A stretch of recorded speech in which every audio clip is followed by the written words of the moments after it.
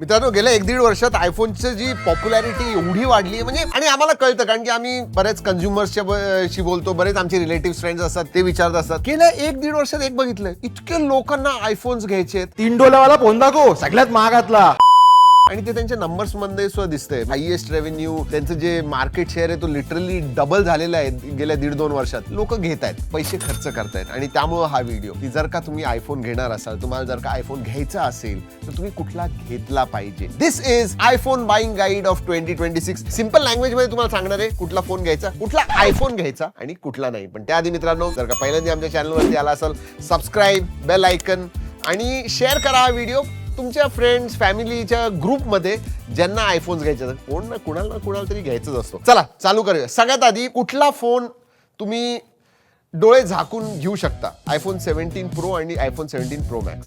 साहेब तेवढे पैसे पण सगळे घेऊ शकत नाही कारण की 1.5 लाखाचा फोन येतो, त्याची प्राइस इतकी जास्त आहे. पण जर का तुमच्याकडे पैसे असतील, जर का बजेट असेल, छोटा पाहिजे, कॉम्पॅक्ट पाहिजे, तर 17 प्रो घ्या, नाहीतर मग प्रो मॅक्स घ्या. हेवी आहे, 230 ग्रॅम वगैरे त्याचं वजन आहे, पण that is like the cutting edge. Next लेवलचे फोन्स आहेत आणि पुढचे 4, 5, 6 वर्ष वापरायचं, आरामात वापरू शकाल. हा, आणि आयफोन कुणी घ्यायला पाहिजे हे सुद्धा महत्वाचं आहे. एकतर कंटेंट क्रिएटर जे असतात ना, तुम्ही कुठलेही बघा कंटेंट क्रिएटर, त्यांच्याकडे नेहमी आयफोनच असेल. आणि का असतो आयफोन? त्याच्या मागे कारण आहे. मी नाही वापरत ती गोष्ट वेगळी, पण फार महत्वाचं आहे कारण की व्हिडिओ जे आहेत ना ते आयफोनने खूप चांगले येतात. आणि कंटेंट क्रिएटर जे व्हिडिओ क्रिएट करतात ना, आयफोनशिवाय पर्याय नाही. म्हणजे त्यांची जे क्वालिटी असते, जे कलर्स येतात व्हिडिओचे, अनमॅच्ड. तर व्हिडिओसाठी पाहिजे असेल तर मग 17 प्रो मॅक्सच घ्या. There is no other option. आता जर का तुमचं बजेट थोडं टाईट असेल तरी तुम्ही म्हणजे प्रो मॅक्स 1.5 लाखाला वगैरे, प्रो घेतला तर 1,30,000 वगैरेला आहे. पण जर का तुम्हाला म्हणजे थोडं बजेट टाईट आहे पण तरी सुद्धा अगदी कटिंग एजच्या जवळ पाहिजे, तर आयफोन 16 प्रो किंवा प्रो मॅक्स बघू शकता. आता प्रो जो आहे तो 1 लाखाच्या दरम्यान मिळतो आणि आयफोन 16 प्रो मॅक्स 1,20,000, म्हणजे 30,000 रुपये दोन्हीकडे कमी येतात. पण तुम्हाला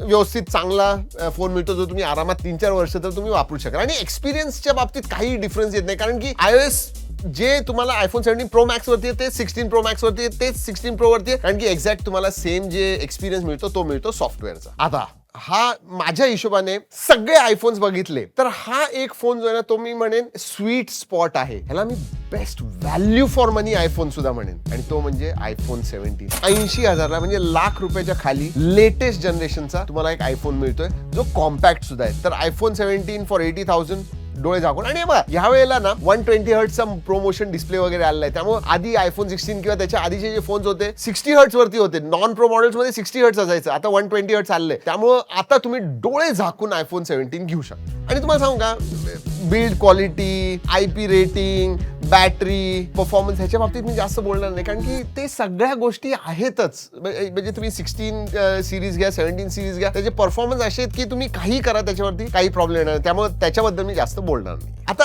इंटरेस्टिंग गोष्ट कधी होते माहिती का, बरेच लोकांचं बजेट ना 50, 55, 60,000 ह्या घरात असतं. हे जे मी सांगितले 1.5 लाख वाले, 1 लाख वाले, ते फार निश आहेत.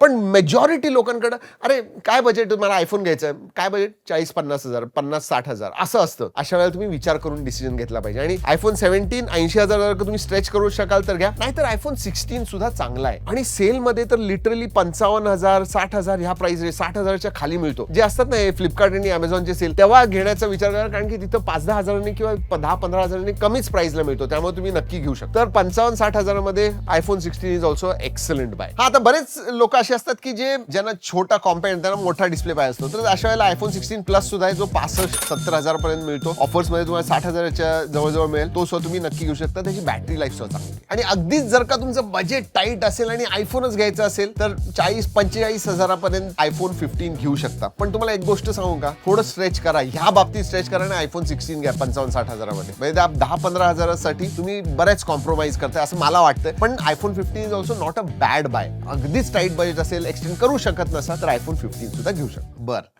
आता एक महत्वाचं, आता आयफोन 17 लॉन्च होतोय. तो मला माहित नाही, म्हणजे लॉन्च होतोय म्हणजे झालेलाच आहे, माहिती आहे आपल्याला.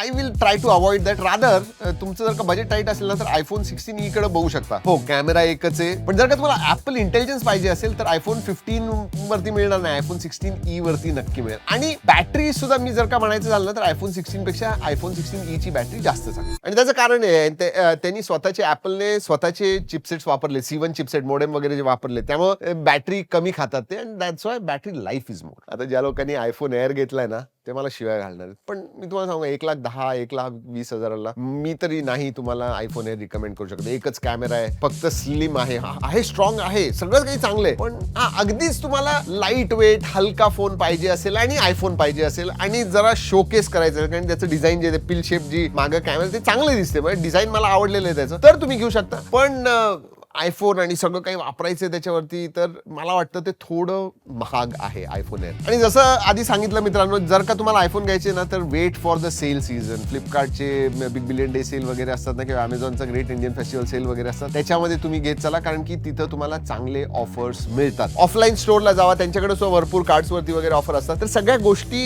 चेक करा आणि त्याच्यानंतर तुम्ही तुमचा आयफोन बाय करा. होपफुली मित्रांनो या छोट्या सिंपल व्हिडिओमध्ये तुम्हाला कळालं असेल की तुमच्यासाठी कुठला परफेक्ट आयफोन आहे. तर मला एक प्रश्न आहे, कुठला तुम्ही आयफोन यावर्षी बाय करणार आहे? मला खरंच माहिती पाहिजे की किती लोक आयफोन 16 म्हणतील, किती 17 म्हणतील, किती प्रो म्हणतील, किती प्रो मॅक्स म्हणतील, किती जण एअर म्हणतील.